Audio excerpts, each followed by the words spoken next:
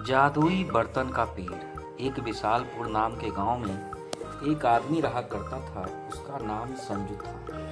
संजू बहुत ही शरीफ और ईमानदार आदमी था। वह छोटे से गांव में बर्तन की दुकान चलाता था। उसे बर्तन बेचते हुए 10 साल हो चुके थे। वह उससे ही अपना घर चलाता था। लेकिन बर्तन का उसका धंधा ठप हो गया था और गांव के लोग शहर जाकर बर्तन खरीदा करते थे और बेचारे संजू के पास से कोई बर्तन नहीं खरीदता, और जो खरीदते भी थे तो वो उधारी में खरीदते थे, जिसकी वजह से संजू बहुत ही टेंशन में रहा करता था। एक बार जब संजू अपनी दुकान खोलने के लिए आया था तो पहले से ही वहाँ पर एक छोटा बच्चा खड़ा था। उस छोटे से बच्चे ने कहा, क्या यह आपकी दुकान है? संजू ने कहा, हाँ बेटा, यह मेरी दुकान है, तुम्हें क्या चाहिए? तो उस छोटे से बच्चे ने कहा, मुझे एक चम्मच और एक प्लेट चाहिए थी खाना खाने के लिए। यह सुनकर संजू ने कहा, बेटा, मेरे यहाँ सब नए बर्तन मिलते हैं, मेरे पास पुराने बर्तन नहीं हैं। यह सुनकर छोटे बच्चे ने कहा, मेरे पास 10 रुपए हैं, क्या आप मुझे 10 रुपए में मुझे प्लेट और चम्मच मिल सकता है? यह सुनकर संजू कहता है, लेकिन बेटा, प्लेट और चम्मच के तो 200 रुपये होते हैं। यह सुनकर बच्चा कहता है, अंकल, मेरे पास 10 रुपये ही है, प्लीज मुझे 10 रुपये में प्लेट और चम्मच दे दो। संजू को बच्चे पर दया आ जाती है। वह बच्चे को प्लेट और चम्मच दे देता है, और जब बच्चा संजू को 10 रुपये देता है तो संजू कहता है, नहीं बेटा, यह 10 रुपये भी तुम अपने पास रखो, इसे कुछ खा लेना। बच्चा संजू को धन्यवाद कहता है और वहाँ से चला जाता है।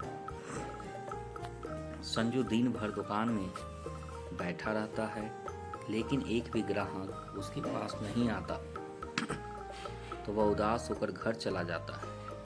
घर पर जाकर संजू की बीवी संजू से कहती है, क्या आज भी तुमने पैसे नहीं लाए?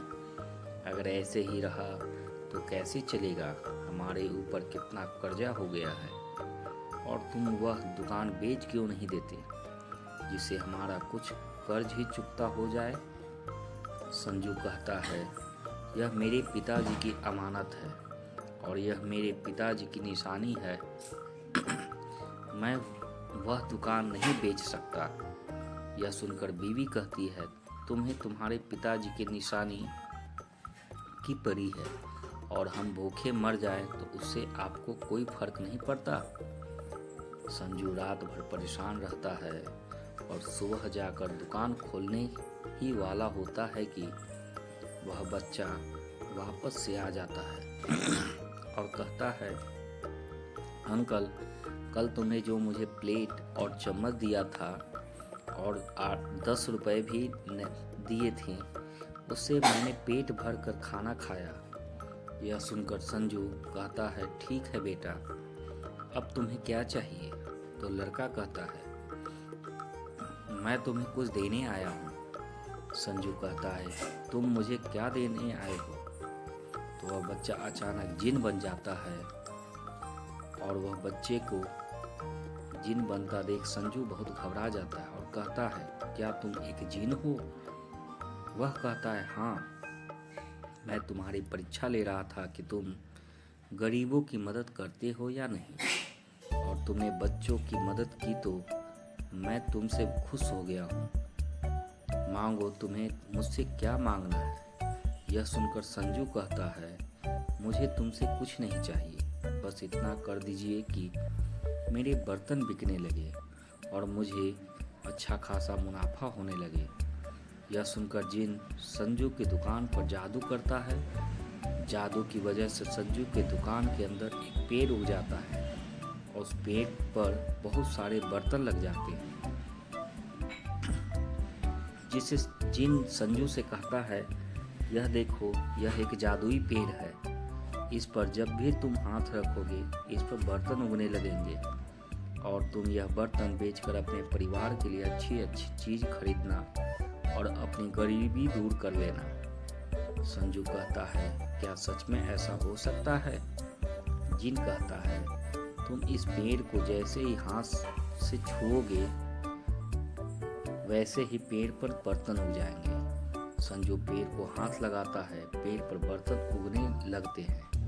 संजू जोर से चिल्लाता है, ये तो सच में जादुई पेड़ है, और उतने में जिन वहां से गायब हो जाता है। दूसरे दिन से संजू जादुई पेड़ को हाथ लगाता है और उस जादुई पेड़ पर बहुत सारे बर्तन आ जाते हैं, और फिर संजू वो सारे बर्तन शहर जाकर होलसेल भाव में बेच कर आता है।